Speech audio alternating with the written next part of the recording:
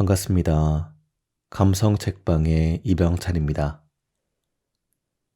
오늘은 최우석 지음의 당신이 있어 참 좋다 라는 에세이를 가져와 봤습니다. 최윤석 작가님의 본업은 드라마 PD인데요. 많은 인기 드라마를 제작하셨더라고요. 근데 깜짝 놀랐던 건 그 중에서 저의 최애 드라마가 있다는 겁니다. 바로 드라마 김과장인데요. 현재도 가끔 다시 보는데 여전히 재밌더라고요. 여튼 작가님은 지금껏 40편이 넘는 작품들을 제작하시면서 정말 치열하게 사셨다고 합니다. 드라마 제작이 워낙 힘들기로 유명하잖아요. 그런 치열한 삶 속에서 끊임없이 수많은 사람들을 만났고 상처를 받기도 주기도 하셨다고 합니다. 그리고 더 나아가 사람을 통해 위로를 받기도 건네기도 하며 조금씩 성장하셨다고 해요. 저희도 마찬가지 아닐까요? 일상을 살아가는 데 있어 가장 힘든 부분 중 하나가 사람에게 받은 상처이지 않을까 싶습니다. 그래서 작가님은 본인이 느낀 사람에게 받은 상처에 대한 공감과 위로를 이 책에 담으셨다고 합니다. 쭉 읽어봤는데요. 작가님의 그 마음이 잘 와닿더라고요. 이제 여러분들에게 저의 낭독으로 작가님이 건네는 진심 어린 위로를 전해드리도록 하겠습니다. 낭독 시작해 볼게요.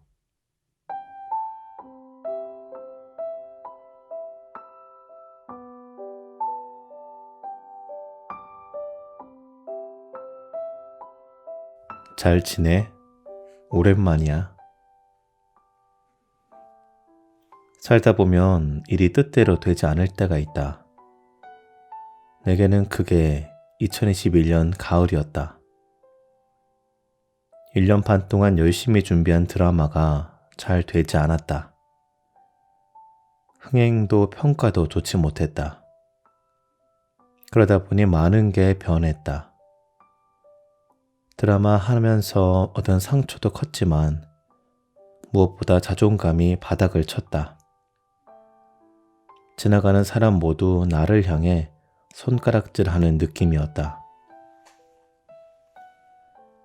기분 탓일 수도 있지만 회사에서 날 보는 시선도 사뭇 달라졌다.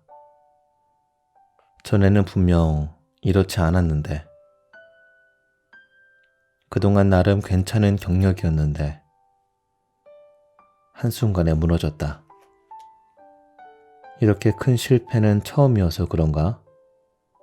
나는 꽤 오래 길을 잃고 방황했다. 익숙지 않은 고통을 어떻게 감내해야 하는지 좀처럼 답을 찾지 못했다. 세상의 모든 공간이 블루 스크린 같았고 나는 풍차 없는 곳에 서 있는 돈키호테가 된 기분이었다.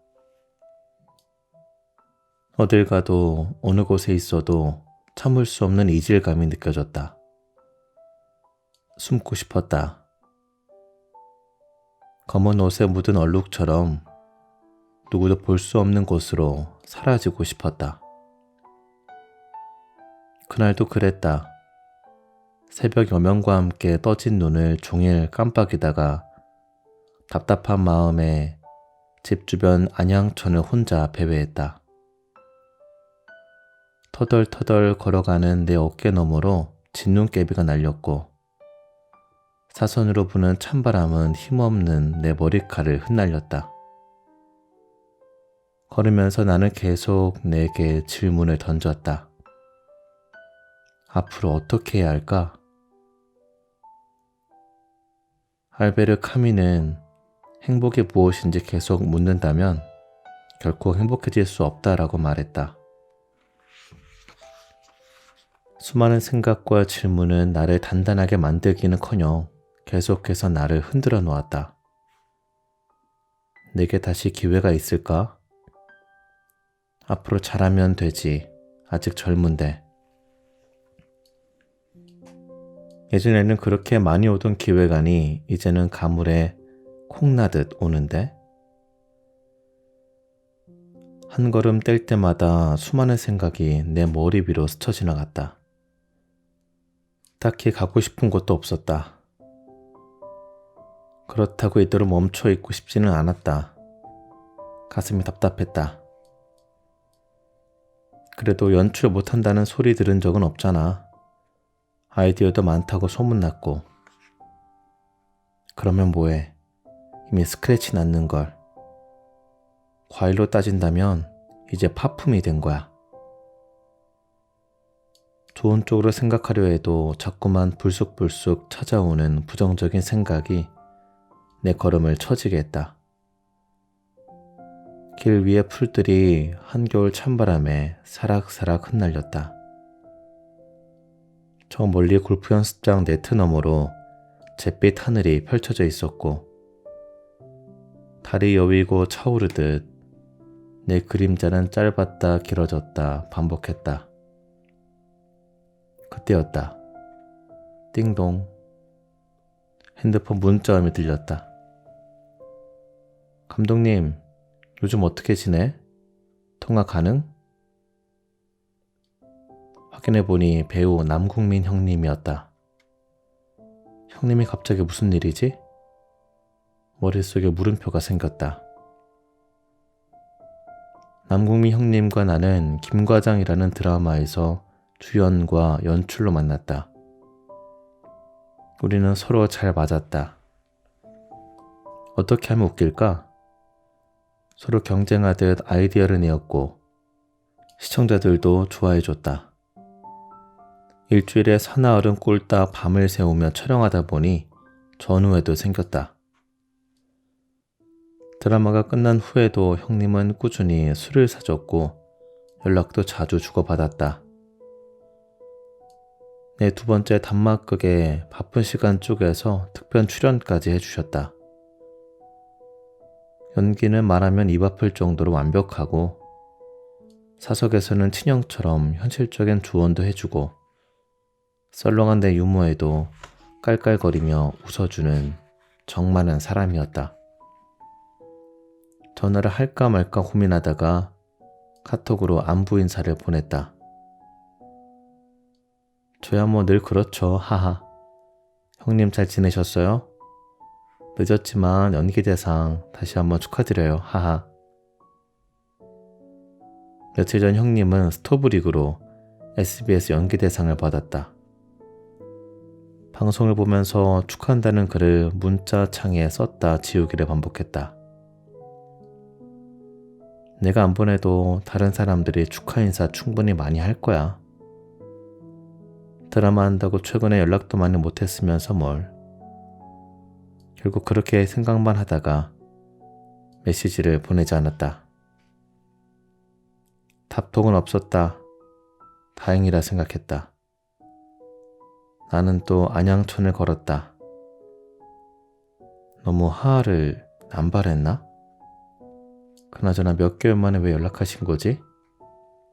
혹시 내가 연기대상 축하 메시지 보냈다고 착각한 건가? 수많은 생각이 들었다. 오랜만에 목소리를 듣고 싶었지만 차마 통화 버튼을 누르지 못했다. 솔직히 자격지심도 있었다. 형님이 스타가 되어 저 멀리 올라가는 동안 나는 바닥까지 떨어져 버렸기에. 유명 배우가 스크래치난 감독을 찾을 일이 뭐 있겠나 그렇게 생각했다. 그렇게 고개를 저으며 걷고 있을 때 이번에는 전화가 왔다. 받을까 말까 잠시 고민하다가 검지로 통화 버튼을 눌렀다. 형님. 일부러 밝은 목소리를 지어냈다. 감독님 잘 지냈어? 그렇게 우리는 몇 분 동안 근황 토크를 했다. 나는 축하 늦게 해줘서 미안하다고 전했고 형님은 요즘 준비하는 드라마 이야기를 꺼냈다.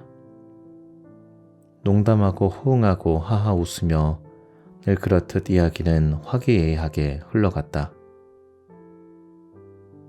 감독님, 이번에 많이 힘들었지? 네? 갑자기 형님이 그렇게 말하자 나는 무방비 상태가 되고 말았다. 어디서 내 이야기를 들은 걸까? 아니면 시청률을 보고? 뭐 조금 힘들었어요. 하하. 생각대로 되지 않더라고요. 감정을 꾹꾹 눌러 담으며 말했다. 남 앞에서 우는 소리 하기가 싫었다. 내 마음을 들키기도 싫었다. 하지만 형님은 내 마음을 읽은 듯이 말했다. 난 누구보다 우리 최 감독님 믿어요. 내가 사람 보는 눈 있잖아. 우리 최 감독님은 5년 안에 최고가 될 거야. 그 이야기를 듣는데 순간 눈물이 핑 돌았다. 그럴까요? 그럼 내 눈 정확하다니까. 그러니까 이번은 툭툭 털고 넘기고 다음 거 준비 잘해요. 네 형님 감사해요. 핸드폰을 내려놓고 다시 천천히 걸었다. 그동안 누군가에게 위로받고 싶다고 생각한 적 없고 누군가의 도움 또한 필요 없다고 생각했다. 늘 그렇듯 혼자 해결하려 애썼다. 내 아픈 모습을 들키는 게 싫었고 성격상 남에게 우울한 이야기하는 것도 좋아하지 않았다. 누군가가 나를 애처롭게 바라보는 건 상상만으로도 끔찍했다.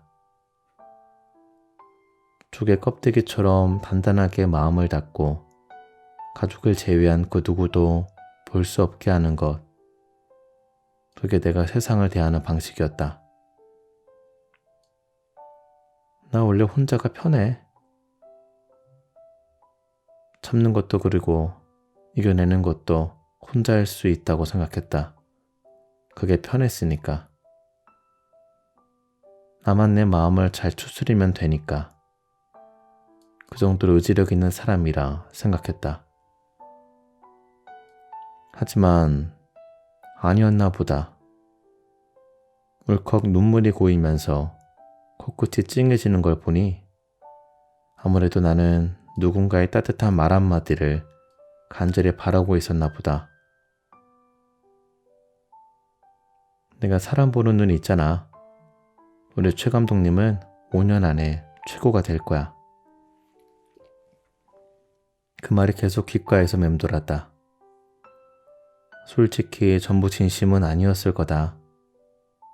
의뢰 예의상 힘내라고 한 말이었을지도 모른다.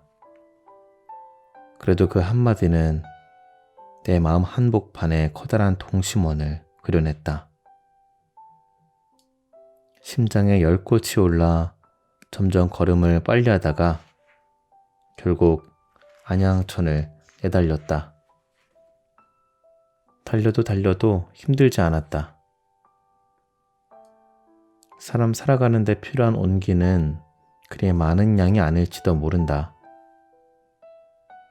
생각해보면 지금까지 나는 누군가에게 손을 먼저 내민 적이 거의 없다. 내가 잘 나갈 때는 앞만 보고 달렸고 떨어졌을 때는 스스로의 감정에 빠져 주위를 돌볼 정신이 없었다.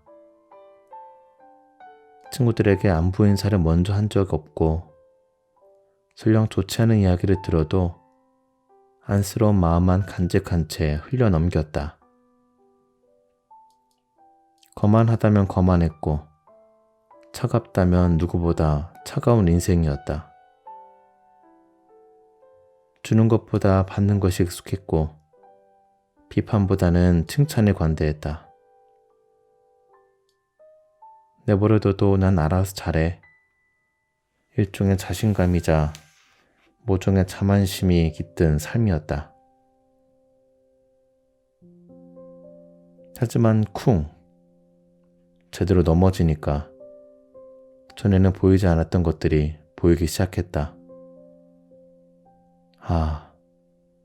혼자서는 절대 안 되는구나.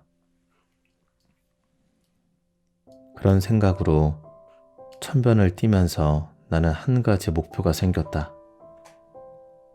내가 나중에 잘 되더라도 내 사람은 절대 잊지 않기로. 민 형님이 내게 전화 준 것처럼 만약 누군가에게 힘이 될 수 있다면 나도 주저 말고 손을 잡아주기로. 나는 나를 믿어주는 사람이 필요했다. 그렇다면 나도 누군가에게 그런 사람이 돼야겠다 싶었다. 그때부터 지인들에게 먼저 연락하기 시작했다. 잘 지내니? 보고 싶어요. 요즘 뭐 해요? 생일 축하해. 많이 힘들었지? 괜찮으면 시간 좀 내줄래? 오랜만이라 반갑다는 문자도 있었고 술 한잔 사달라는 메시지도 있었다. 내 문자를 받고 온종일 행복했다는 사람도 있었다. 대부분 기분 좋게 답해주지만 물론 답이 없을 때도 있다. 아마 갑자기 저 녀석 뭐야? 생뚱맞다 생각했을지도. 뭐 그래도 상관없다. 다만 내가 그들을 진심으로 생각하고 있는 것만 알았으면 좋겠다. 그렇게 몇 달 동안 메시지를 주고받으면서 느낀 건 세상에 나 같은 사람들이 참 많구나 하는 것이다. 다들 외롭고 마음 기댈 곳 없이 자신의 이야기를 들어줄 사람을 그리워하고 있었다. 행복하면 행복한 대로, 힘들면 힘든 대로 다들 각자의 위치에서 누군가의 온기를 기다리고 있었다. 외로움과 외로움은 맞닿아 있더라. 고독과 아픔은 혼자만의 것이 아니더라. 누군가에게 먼저 손을 내미는 건 낯설고 어색하다. 때론 용기도 필요하다. 하지만 그 용기를 딛고 번거로움을 이겨내 누군가에게 따뜻한 한마디를 건네는 순간 상대방은 어쩌면 중요한 인생의 결정까지 바꿀지도 모른다. 내가 그랬던 것처럼 말이다. 이 글을 보는 당신도 보고 싶지만 오랫동안 연락하지 못했던 지인에게 메시지를 보내보면 어떨까? 잘 지내? 오랜만이야. 작은 용기를 내면 그 메시지는 상대방에게 당신의 체온을 고스란히 전해줄 것이다. 그러면 보지 않아도 미소 짓는 상대방의 얼굴을 당신도 분명 느낄 수 있을 것이다.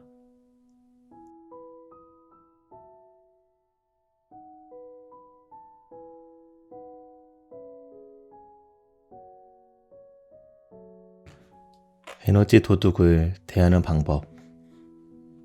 야, 그 인간은 말이야, 그게 문제야. 이 인간은 또 이런 식으로 이야기를 꺼낸다. 불과 몇 분 전에도 2시간 넘게 누군가를 씹었으면서도 아직도 씹을 말이 남아있나 보다. 몰래 테이블 아래로 시계를 본다. 집에 가고 싶다. 빨리 이 술자리가 끝났으면 좋겠다. 영화 속 닥터 스트레인지라면 타임스톤을 꺼내 시간을 조정했을 텐데. 대부분의 모임과 회식은 늘 이렇다. 남녀노소를 불문하고 술만 들어가면 꼭 누군가가 안주가 되어 잘근잘근 씹힌다. 가깝게는 동료부터 넓게는 연예인들 혹은 정치인들까지 자질과 능력으로부터 시작된 평가는 자연스레 그놈의 인성으로 이어진다. 게다가 여러 사람의 입을 통해 살이 붙여진 이야기는 어느 순간 그놈을 천하에 하나밖에 없는 악당으로 만들어버린다. 어쩜 그렇게 숭악할 수가 있지? 듣는 것만으로도 오싹오싹 소름이 돋는다. 너의 생각은 어때? 그러고 보니 아까부터 왜 말을 안 해? 줄곧 듣기만 하면 어느 순간 내게도 시선이 집중된다. 그들이 나눈 뒷말에 동조하지 않으면 큰일이 날 것 같은 분위기다. 입술을 계속 오물거리다가 어렵게 입을 뗀다. 그게 말이에요. 그런 모임을 마치고 집에 갈 때면 에너지가 다 빠져나가는 느낌이 든다. 버스 차창에 비친 내 모습도 5살은 더 늙어 보인다. 하지만 반대로 시간이 빨리 흐르는 만남도 있다. 2시간 만난 것 같은데 알고 보니 4시간이 훌쩍 지나 있고, 온종일 조잘거려도 하고 싶은 이야기가 산더미처럼 쌓여 있다. 헤어지기가 무섭게 또 만나자고 연락하고 싶고, 오후 4시에 너가 온다면 난 3시부터 행복해지기 시작할 거야 라는 어린 왕자의 한 구절처럼 그 사람을 만나러 가는 동안 저절로 가슴이 부풀어 오른다. 오늘은 무슨 말을 하지? 어떤 이야기가 좋을까? 아니, 굳이 말을 많이 하지 않아도 된다. 듣고만 있어도, 아니, 보고만 있어도 그저 좋으니까. 문득 궁금했다. 같은 만남인데 왜 사람마다 이런 차이가 나는 걸까? 너의 무의식은 너한테 에너지를 가져다 주는 사람과 빼앗아가는 사람을 단박에 알아본단다. 베르나르 베르베르의 소설 잠에 나온 한 구절이다. 생각해보면 우리는 모두 에너지를 만드는 공장이다. 태어날 때부터 타고난 에너지도 있지만 학습과 다양한 경험을 통해 에너지를 축적해 나간다. 그리고 누군가와 만나면 눈빛, 표정, 구사하는 어휘나 문장, 에티켓을 통해서 자신만의 에너지를 상대방과 끊임없이 주고받는다. 이때 서로가 내뿜는 에너지는 비슷할 수도 전혀 다를 수도 있다.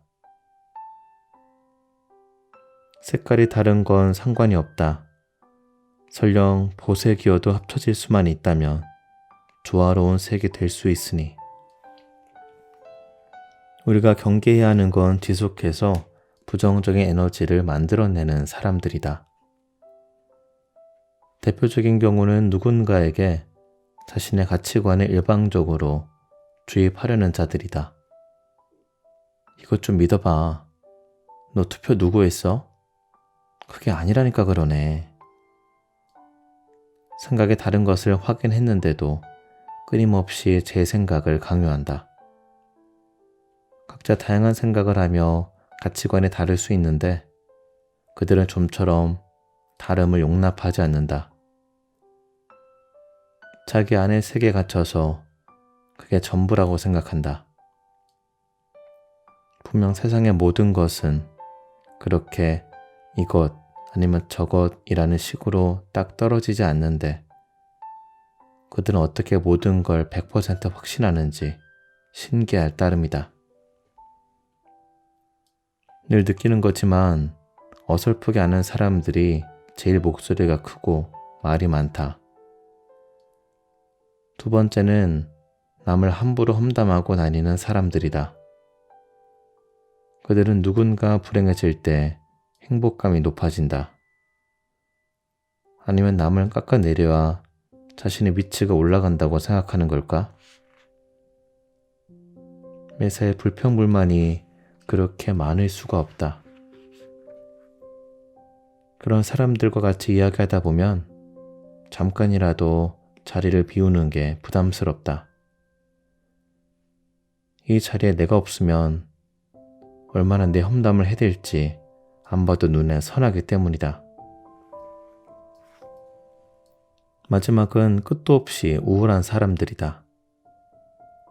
그들은 언제나 잿빛 시야로 세상을 바라본다. 물론 사람이 살면서 마냥 행복할 수는 없다.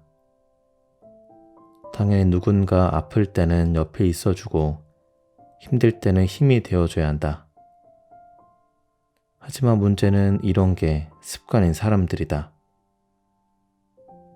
그게 되겠어? 그게 말이 돼? 힘들 것 같아. 타고난 본성인지 아니면 학습된 건지 그들의 결핍과 투정을 계속 듣고 있노라면 한숨은 전염되고 눈물은 동조된다. 금세 기분이 울적해지고 자신감마저 사라진다.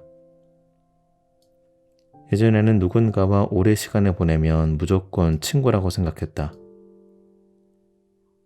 에너지를 주든 뺐든 상관없다고 생각했다. 세월이 빚은 우정이 모든 것을 용서할 수 있다 믿었으니까. 하지만 어느 순간 깨달았다. 모든 사람들과 다 잘 지내려는 건 너무 단순한 생각이었구나.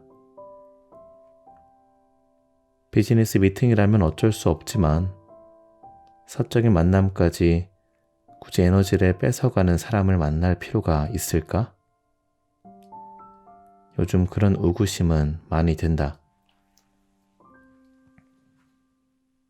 그런 사람들을 만나면 생각보다 후유증이 오래 남으니까.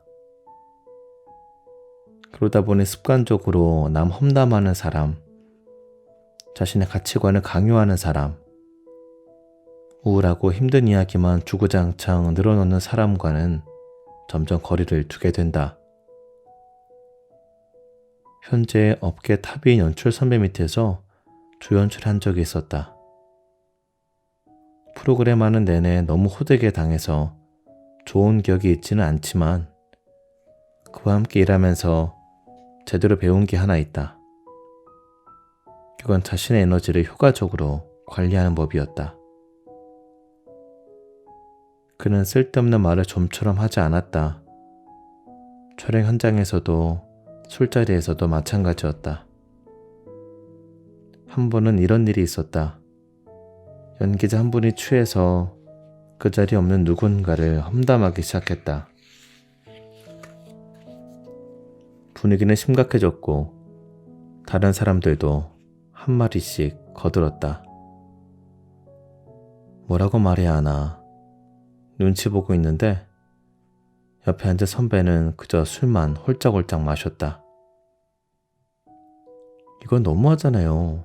안 그래요, 감독님? 하지만 모든 사람 시선이 집중되어도 선배는 절대 입을 열지 않았다. 그러다 계속 비슷한 이야기가 이어지자 그는 가방을 들고 먼저 자리에서 일어났다. 택시를 잡아주러 뒤따라가는 내게 그는 이렇게 말했다. 안 그래도 힘든 세상에 굳이 듣기 싫은 이야기까지 계속 들어야 하나? 특유의 시니컬한 성격 때문일까? 그는 자기 컨디션을 남에게 맡기는 걸 극도로 싫어했다. 어렵게 지키고 있는 내 에너지를 왜 남이 가져가게 해? 그렇게 그는 절레절레 고개를 저었다. 생각해보니 그가 누군가를 험담하는 모습을 단 한 번도 본 적이 없다. 불만이 있으면 당사자에게 직접 이야기를 했지. 비겁하게 뒤에서 이야기하지 않았다. 그럴 시간에 생산적인 다른 일을 하나 더 하는 것이 그의 신조인 듯 했다. 어느 날은 촬영하다가 너무 스트레스 받는 일이 있어서 그 선배에게 이렇게 토로한 적이 있다. 아니, 그 사람 너무 양아치 아니에요? 어떻게 그럴 수 있죠? 동조를 바라며 물었지만 돌아오는 건 시니컬한 반응이었다. 너 나 믿어? 네? 내가 방금 너가 한 그 얘기 그 사람한테 할지 안 할지 어떻게 알아? 그러면서 그는 가느다란 눈으로 나를 내려보았다. 심장이 쿵쾅쿵쾅 뛰었다. 그는 이렇게 덧붙였다. 어디 가서 누구 험담하지 마. 그게 그게 돌고 돌아서 결국 노아한테 돌아가니까 정말 그의 말대로였다. 의미 없이 꺼낸 말이 누군가 입을 통해서 확대 재생산되었고 그게 또 돌고 돌아서 결국 내 평판이 되었다. 뒷담화는 곧 앞담화가 되었고 누군가를 향한 손가락질은 곧 내게 쏜 화살이 되어 나를 찔렀다. 그때 깨달았다. 말이 많으면 반드시 실수하게 되는구나. 그리고 결심했다. 웬만하면 남의 안 좋은 이야기를 꺼내지 말자고. 그리고 습관처럼 남 15대는 사람들과 가깝게 지내지 말자고. 그게 그에게 배운 크나큰 교훈이었다. 살다 보면 어느 순간 에너지 관리가 필요한 시점이 온다. 행운과 불운은 늘 우리 뜻대로 오지 않지만 그래도 다행인 것은 우리는 다양한 사람 중에서 좋은 사람을 가려 만날 수 있다는 것이다. 왜냐? 우리의 무의식은 우리에게 에너지를 가져다주는 사람과 빼앗아가는 사람을 단박에 알아보니까. 좋은 사람 곁에는 좋은 사람이 모인다. 내 곁에 긍정적인 에너지를 주는 사람을 두고 싶듯 우리도 누군가에게 좋은 에너지를 나눠주는 사람이 되면 어떨까? 방법은 어렵지 않다. 누군가에게 부정적인 에너지를 뿜어내지 않으면 그것만으로도 반은 성공한 거니까. 에너지를 소중히 여기고 또 누군가에게 잘 전달할 수 있다면 그 에너지는 돌고 돌아 결국 환한 불빛이 되어 줄 것이다.